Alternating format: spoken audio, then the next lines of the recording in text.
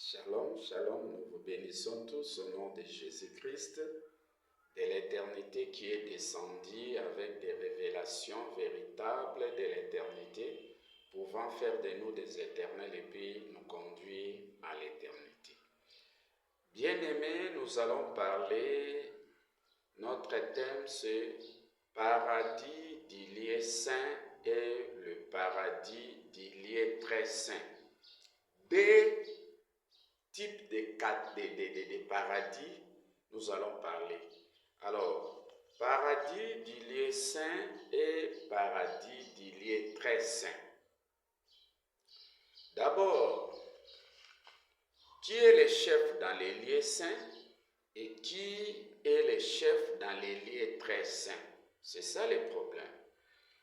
Vous devez savoir que l'enseignant en chef du lieu saint, c'était Dieu. C'est Dieu qui demeure l'enseignant en chef du lieu saint.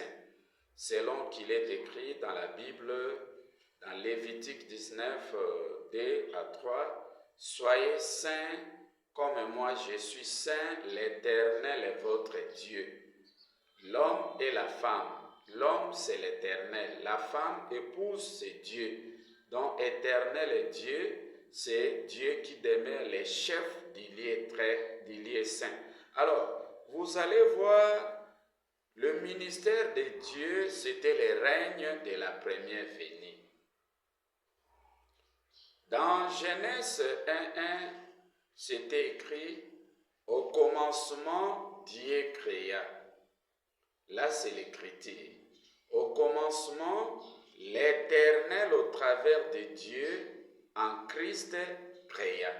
Ça, c'est le ministère du lieu saint, le ministère de Dieu.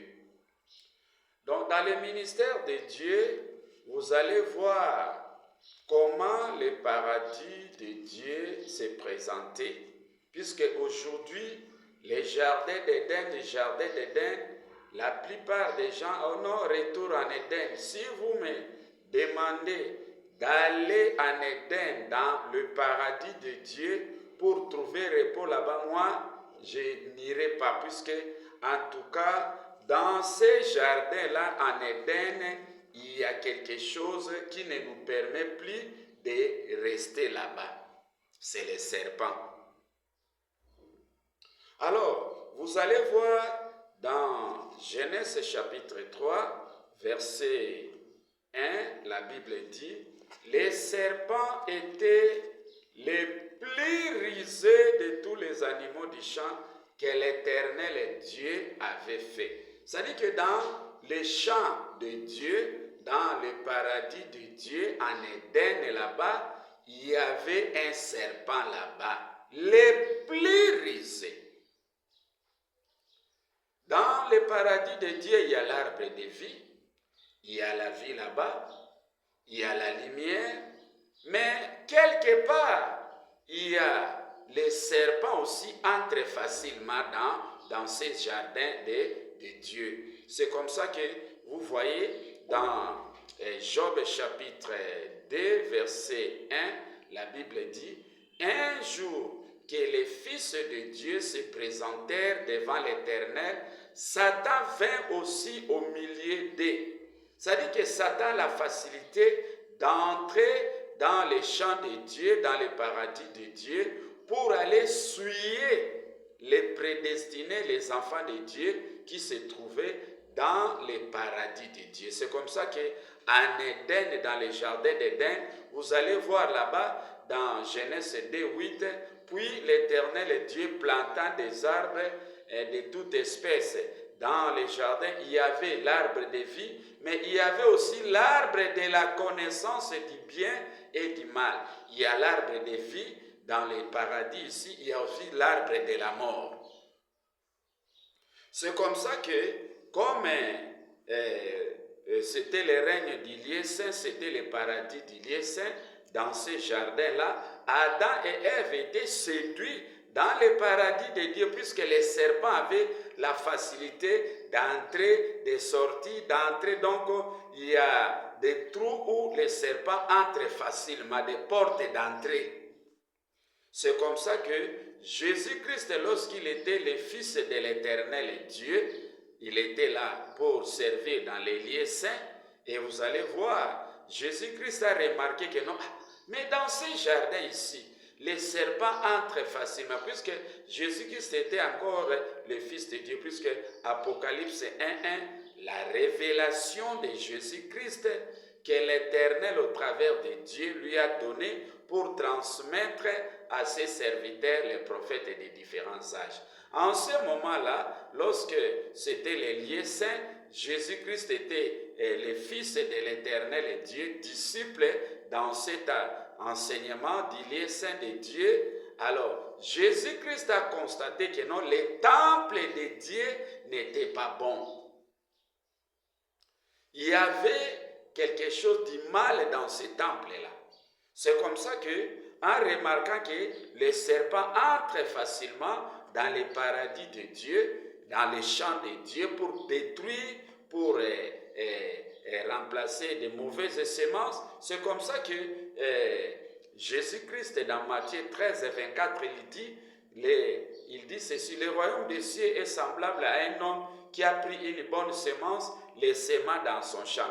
Mais pendant que les gens dormaient, son ennemi vint, sema les livrer parmi les blés et s'en alla. Les serviteurs du maître de la maison lui dit: Maître, n'as-tu pas semé une bonne semence dans ton champ? Il dit certainement. Ah bien, mais nous voyons des semences. Ça dit, c'est un ennemi qui a semé cela. Ça dit que Dieu, l'Éternel Dieu, sème la bonne semence. Satan vient aussi, il sème la mauvaise semence. Et ça devient deux semences. C'est comme ça que Jésus-Christ se retrouve avec des épées.